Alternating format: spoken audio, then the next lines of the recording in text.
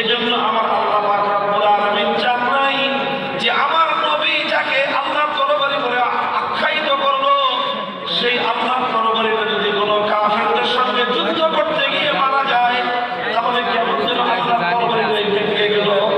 এই জন্য আল্লাহ পাক রব্বুল আলামিন খালিদ বিন ওয়ালিদকে কোনো কাফেরের কাছে কোনোদিন পরাস্ত করেন নাই, কোনো কাফেরের আঘাতে আল্লাহ পাক তাকে পর্যদস্ত করেন নাই।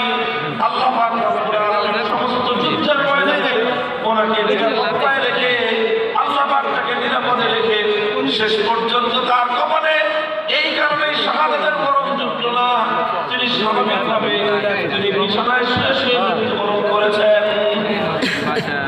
সাইফুল্লাহ তিনি আল্লাহর তরবারি, এই তরবারি যদি ভেঙে যায় কিয়ামত পর্যন্ত মুসলমানরা লড়াই করবে কোন তরবারি দিয়ে? হে মুসলমান, এজন্য আল্লাহর তরবারি টিকে আছে যারাই খালিদ বিন ওয়ালিদের মতো আল্লাহ দ্বীনের ঝান্ডা নিয়ে বীর তরফে সামনে এগিয়ে যাবে, তাদের সঙ্গে আল্লাহর তরবারি সঙ্গে থাকবে কিয়ামত পর্যন্ত। আল্লাহর তরবারির সাহায্যে আল্লাহর দ্বীনের ঝান্ডার কেতন উঠবে, আল্লাহর দ্বীনের বিজয় চলবে ইনশাআল্লাহ।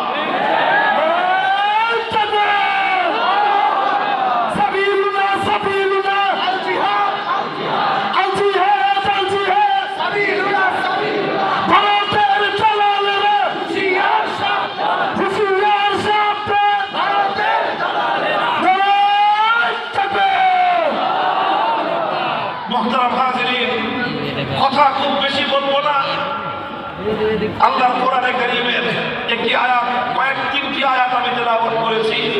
এই আয়াতগুলো সম্পর্কে ছোট্ট একটা কথা বলবো আপনাদের সামনে।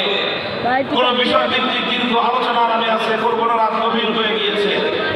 আল্লাহ পাক রব্বুল আলামিন এক শ্রেণীর মানুষের জন্য বড় সুসংবাদ ঘোষণা করেছেন।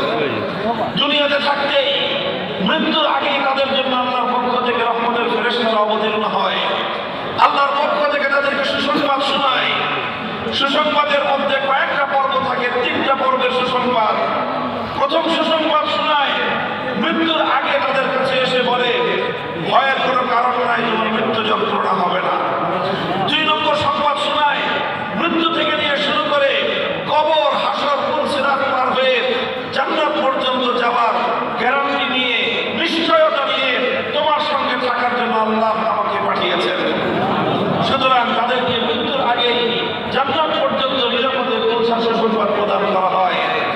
3 নম্বর সুসংবাদ দেয় ওয়ালাকুম ফিহা মা তাশতাহি আনফুসুকুম, এরপরে তোমরা যখন জান্নাতে চলে যাবা তখন তো তোমার সকল আশা আকাঙ্ক্ষা, তোমার সকল চাহিদা মাত্র আল্লাহ পূরণ করে দিবেন।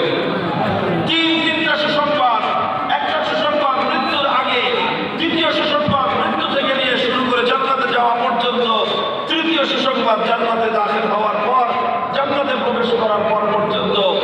এই 3টা সুসংবাদ দিয়ে একদল মানুষের কাছে আল্লাহর পক্ষ থেকে ফেরেশতারা তাদের এই